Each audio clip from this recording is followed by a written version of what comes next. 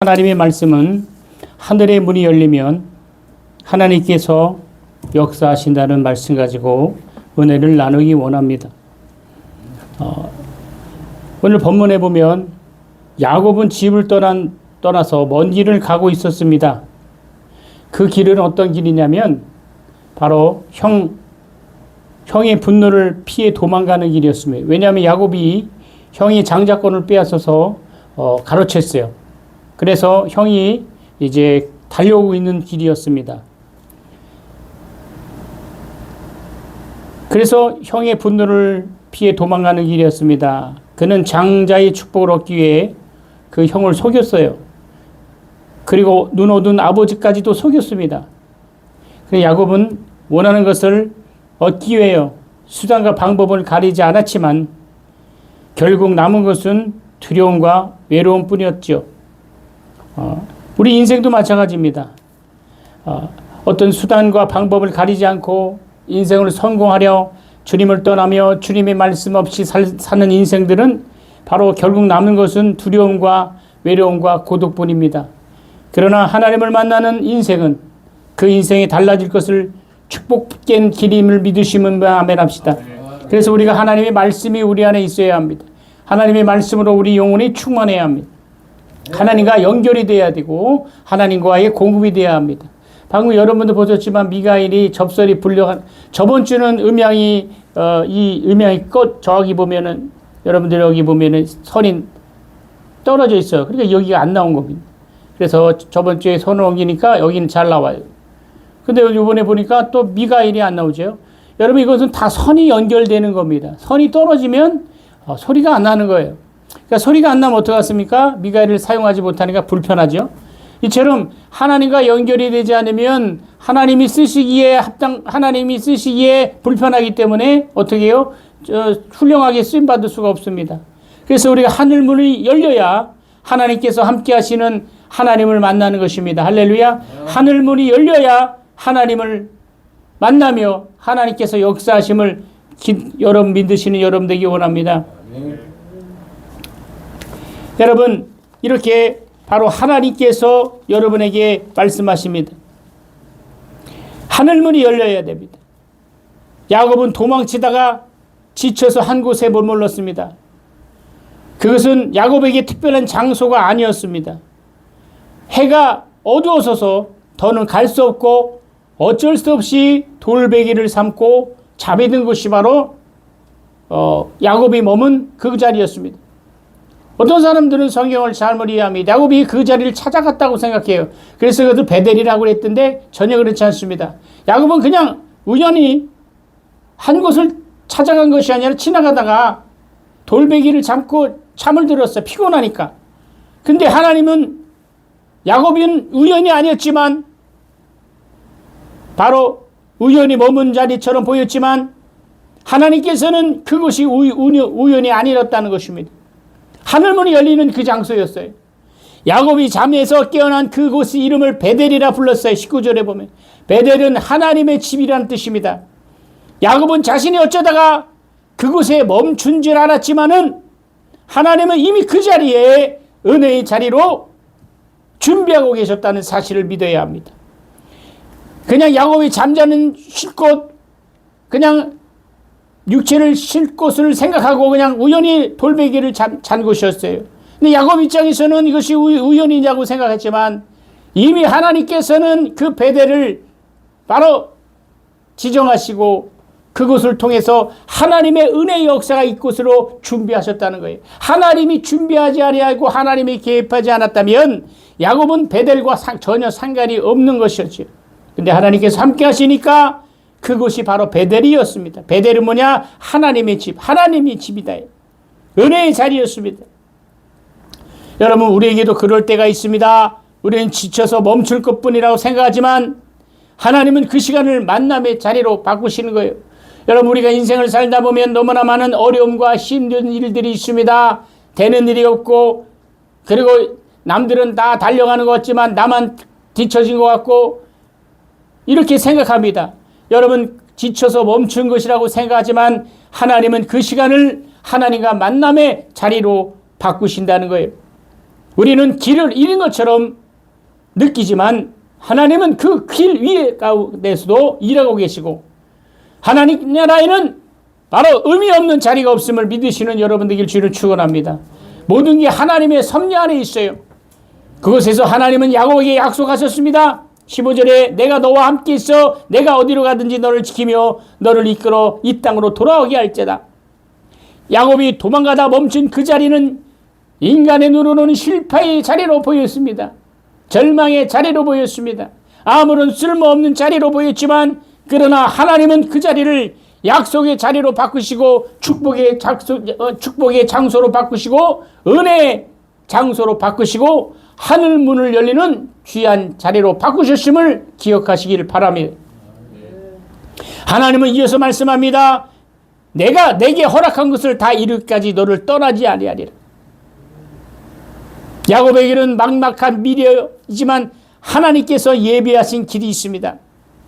야곱에게는 외로운 밤이 없지만 하나님께서는 약속을 새롭게 들려주실 은혜의 밤이라는 사실을 기억합니다. 여러분 보세요. 인생의 연단과 인생의 어려움 가운데는 고난 가운데는 반드시 하나님의 은혜의 자리, 인간적으로는 외로운 밤, 고독한 밤, 실패의 밤, 슬픔의 밤이었지만 하나님께서 함께 하시니 그것은 은혜의 밤이며 하늘문이 열리는 내 인생이 예상치 못한 자리가 되는 것입니다. 그래서 하나님의 섭리 안에 있다는 사실을 우리는 깨달아야 합니다. 우리가 예수 믿는 이유가 뭡니까? 인간의 힘으로는 도무지 안 되는 인생의 문제가 있습니다. 절망의 문제, 그 모든 문제는 예수 그리스도를 만나면 그 문제는 해결합니다. 지나가다 보니까 인생의 문제는 예수 그리스도다. 인생의 문제는 예수 그리스도를 만나는 데 있다라는 그 글귀를 본 적이 있습니다. 하늘 문이 열리면 내 인생이 예상치 못한 자리라도 하나님의 섭리 안에 있다는 사실을 깨닫게 되는 여러분 되길 주를 축원합니다. 여러분 제가 백석교단 들어간 지 얼마 되지 않았습니다. 여러분 천안대에서 한 1,500명 모이는 그 영성대 선교사 전 세계에서 선교사들이 오신 자리에 제가 그 자리에 특송을 하게 되었습니다. 여러분 이것은 하나님께서 예비하시고 하나님께서 함께 하시니까 가능한 일이지 제 능력과 제 형편과 제 능력으로는 도무지 쓸 수가 없는 것입니다. 또 여러분 8월 5일 새벽 오살리 설교가 있습니다. 이것도 하나님의 은혜였습니다. 제가 지금 하는 일이 뭡니까? 밤에 일하는 잠도 못 자고 일하고 있습니다. 어떻게 보면 절망임이고 이런 낙심 가운데 하나님은 바로 그 자리에 나를 세우시고 나 함께 하시고 또 주관하시는 역사하시는 시간들을 주셨어요. 이것이 바로 하나님의 방법임을 믿으시는 여러분 되길 주를 축원합니다. 우리의 약속은 예수 그리스도 안에서 더욱 분명해지는 것입니다. 예수님은 하늘이 열리고 하나님의 사자들이 인자 위에 오르락내리락 한 것을 보리라고 요한복음 1장 51절에 말씀합니다. 야곱이 보았던 하늘문, 하늘과 땅을 잇는 사다리의 실체는 누구냐? 바로 예수님이시다는 사실입니다. 하늘과 땅을 연결한 그 사다리는 영적인 의미는 바로 예수 그리스도입니다. 예수님을 통해서 하늘문이 열렸고 예수님을 통해서 우리가 하나님께 나갈 수 있고 예수님을 통해서 우리의 모든 죄를 사함받을 수 있고 예수님을 통해서 우리의 모든 고통과 저주가 사함받고 예수님을 통해서 우리가 형통의 자리로 돌아갈 수 있음을 기억하시기를 주 이름 축원합니다. 우리의 힘과 우리의 노력은 도무지 할 수 없어요. 그러므로 우리는 낙심하지 말아야 합니다. 지금 내가 머문 자리가 우연처럼 보이고 고단함 때문에 멈춘 자리로 보일지라도 하나님은 그 자리에서 일할 수 있도록 여러분 말씀으로 기도로 성령으로 충만하시고 성령의 불로 뜨거우는 여러분 되길 주를 축원합니다. 여러분 이 시간이 지나면 다시 시간이 오지 않습니다. 우리가 이해하지 못하는 일도 하나님은 은혜의 길이 될 수가 있다는 사실입니다.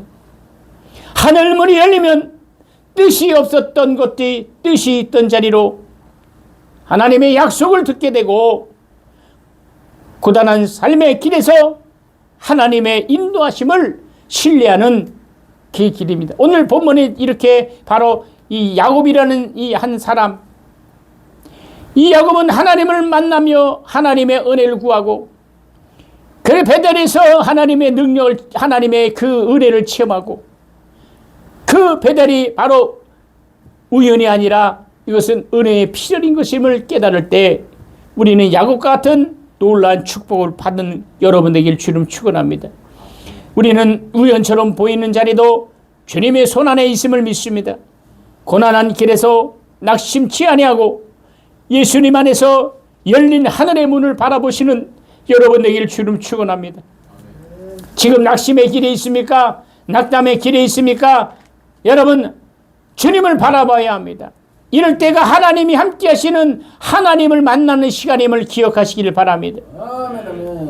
아까 서두에 말씀드렸지만 야곱은 집을 떠나서 먼 길로 가고 있었습니다. 형의 분노를 피해 도망가고, 왜냐, 장자의 축복을 얻기 위해 형을 속였다고. 아버지도 속였습니다. 수단과 방법을 가리지 않고 그는 하나님의 축복을 받으려 했어요. 본문에 저 창세기 28장 11절에 보니까 해가 진지라 말씀합니다.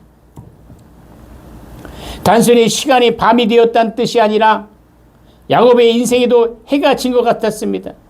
집을 떠났습니다. 가족과 멀어졌고 그는 미래가 보이지 않았습니다. 그는 한 곳에 이르러 돌을 베개로 삼고 잠이 들었습니다. 얼마나 낙심이 될까요? 저 형은 나를 죽이려고 쫓아오고, 아무런 인생, 이제는 형을 만나면 이제 죽을 뿐이고 자기가 모았던 모든 재산도 다 뺏길 판이고, 이런 상황에 그는 바로 한 곳에 머물러 돌을 베개로 삼고 잠이 들었어요. 아무도 곁에 없는 외로운 자리였습니다. 그런데 바로 그곳에서 하늘문이 열렸다. 베델. 야곱은 꿈에 사닥다리가 땅 위에 서 있고 그 꼭대기가 하늘에 닿았으며 하나님의 사자들이 위에서 오르락 내리라는 것을 봤습니다. 12절에. 그리고 하나님께서 그 위에 서서 야곱에게 말씀합니다. 야곱은 비로소 하나님이 멀리 계신 분이 아니라 자기 곁에 계신 살아계신 하나님이라는 걸 깨달았어요. 여러분, 우리가 예배를 왜 드립니까? 하나님은 먼 곳에 계시는 것이 아니라 우리 예배 가운데, 우리 말씀 가운데, 할렐루야, 우리의 찬양 가운데 함께 하시는 분이심을 믿으시길 바랍니다. 그래서 하나님은 우리를 반드시 축복해 주시고 반드시 신원해 주시고 반드시 함께 해 주시고 반드시 놀라운 축복으로 역사하심을 기억하시길 바랍니다. 야곱은 믿음의 가정에서 자랐습니다.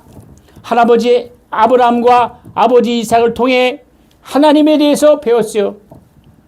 그러나 그동안 야곱은 머리로만 아는 분이었습니다. 하늘문이 열리기 전에는 야곱은 하나님을 바로 그냥 머리로 그냥 자라온 환경을 통해서, 왜냐하면 할아버지가 아브라함이고 아버지가 이삭인데 얼마나 신앙의 가정에서 자랐겠습니까?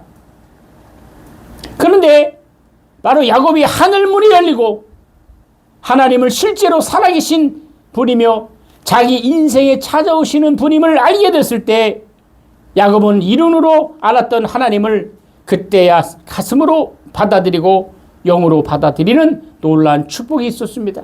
여러분, 오늘과 마찬가지입니다. 우리가 지식적으로 머리로 이런 알던 하나님이 아니라 바로 야곱의 베델에서 야곱을 만난 그 하나님이 우리의 인생 가운데 개입하시고 우리의 삶 가운데 개입하시고 우리의 문제 가운데 개입하셔서 실질적으로 하나님을 만나며 하나님을 이론으로 알던 하나님이 아니라 영으로 실제로 인격적으로 하나님을 만나는 여러분에게 주를 축원합니다. 여러분, 저 춘천의 한마음교회는 이런 교회가 있습니다. 여러분, 그 교회는 부활의 복음을 전하는 교회입니다. 덜난 축복의 복음입니다. 부활하신 예수님, 부활하신 그 예수님이 나의 주인이신, 이것은 뭐냐? 야곱이 바로 그전에는 신앙을 지식적으로 그냥 종교적으로 알았던 이 신앙에서 베델에서 하나님을 만나 환상이 열리고 사닥다리가 오르락내리락하며 천사들이 그 위에 올라가며 바로 이런 환상을 봤어요. 하나님을 직접 받는, 베델이라는 곳에 하나님을 만나는 체험이 있었어요. 춘천 한마음교회에서 제가 세미나를 갔더니 그 청년들이 수백 명, 수천 명 청년들이 나와 간증을 한 놀라운 간증입니다. 어떻게 그 복음을 받아들여 전에는 인생을 막 사는 또 신앙 낭비하고 실패와 좌절과 낙담과 병에서 그리고 절망에서 노름에서 마약에서 죄 가운데 그리고 모든 이 세상의 모든 그 절망 가운데 있던 청년들이나 그 성도들이 바로 예수님이 부활하셨고 그 부활하신 주님이 나의 주님이라는 사실, 그 부활하신 주님이 나의 인격적으로 만난 순간 그 인생이 변하고 그 삶이 변하는 간증을 통해서 놀라운 축복을 받는 그 교회들을 가본 적이 있습니다. 여러분 이와 같이 그 축복의 주인공이 바로 저와 여러분을 믿으실 주의를 축원합니다. 인생에서 우리 인생에 찾아오시는 주님을 만나요. 그동안 이론으로 만났던 생각으로 철학으로 그냥 종교적으로 만난 하나님이 아니라 실질적으로 나와 함께 하시는 그 주님을 만나시는 여러분들에게 주를 축원합니다. 창세기 28장 16절에 보니까 야곱은 잠에 깨어서 고백합니다. 여호와께서 과연 여기 계시거늘 내가 알지 못하였도다. 여러분 하나님은 저 멀리 계신 분이 아니었습니다. 야곱이 외롭고 고독하고 쓰러진 곳에 바로 그곳에 함께 하셨습니다. 돌베개를 베고 잠든 그 밤에 하나님은 그를 보고 계셨고 그를 찾아와서 주셔서 야곱에게 말씀하셨습니다. 여러분 우리 이렇게 야곱이 그 돌베개를 베고 자는 그 환경 가운데 우리 인생의 밤이 이렇게 외롭고 힘들고 인생의 모든 문제가 우리를 낙심하고 좌절시킬 때가 있지 않습니까? 하나님은 그때 나를 찾으시고 나와 함께 하시고 나와 역사하시는 시간임을 기억하신 분만 아멘 합시다. 그래서 우리는 말씀을 또 생각하고 주님께 더 가까이 가야 합니다. 그래서 우리는 예배자가 되어야 합니다. 예배자는 마음이 복되고 발이 복되고 입이 복되고 눈이 복된 자가 바로 예배자입니다. 야곱이 예배자가 되었을 때 바로 하나님을 만났습니다. 내 눈이 믿음의 눈이 되고 하나님이 기뻐하시는 예배자가 될 수 있대. 바로 여러분 눈은 뭡니까? 바로 마태복음 6장 22절에 보니까 온몸을 대표하는 등불이라 그랬어요. 이 눈이 바로 세상 것을 바라보고 세상 것을 취하면 어떻게 했습니까?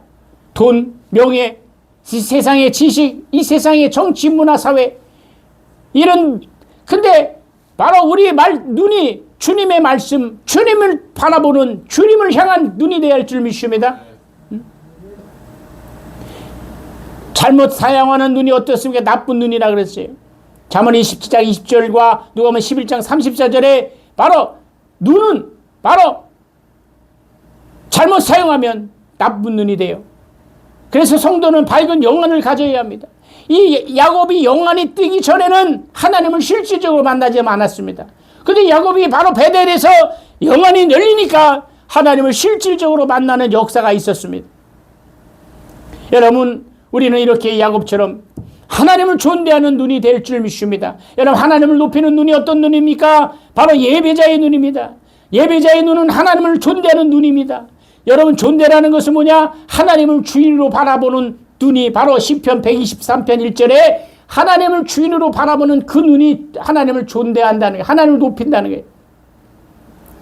출애굽 14장 13절에 바로 하나님을 주권자로 바라보는 눈.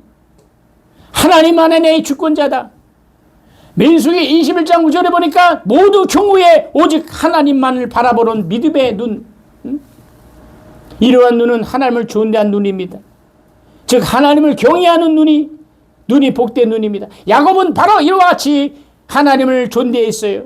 그러니까 영안이 열리니까 바로 하늘에 사닥다리가 내려오고 땅과 그 하늘이 이어지며 천사들이 오르락 내리락 것을 봤다 해요. 여러분 이와 같이 하나님을 경외하는 신령한 눈이 되기를 주님 축원합니다. 야곱처럼 두 번째 하나님을 경외하는 자를 존대하는 눈입니다. 하나님을 두려워하는 자를 하나님은 존대합니다. 존대라는 것은 종교의 뜻으로 대하는 것을 의미합니다.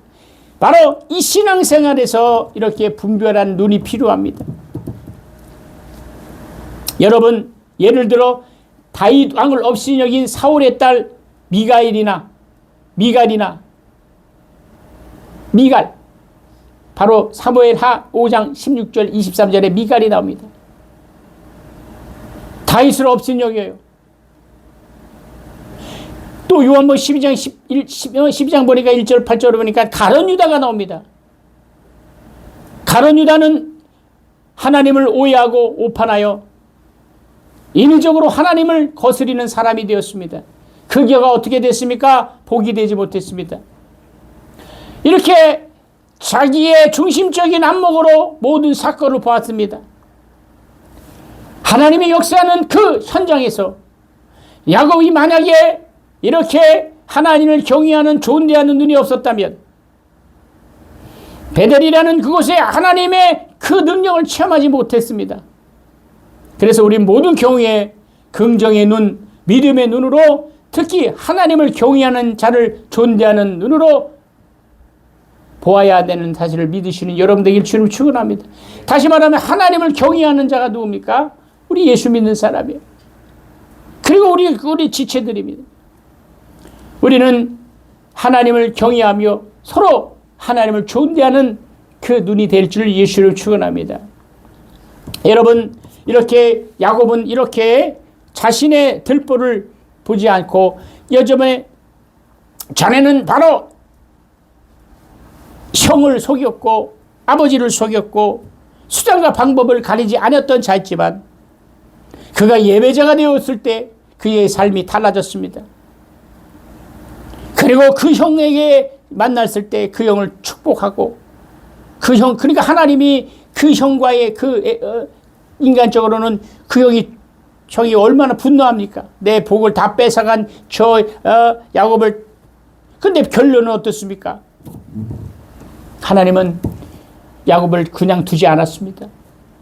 그 고통의 자리에서 축복의 자리로 하나님이 형통의 자리로 옮겨주셨다는 사실을 믿으시는 여러분에게 주를 축원합니다.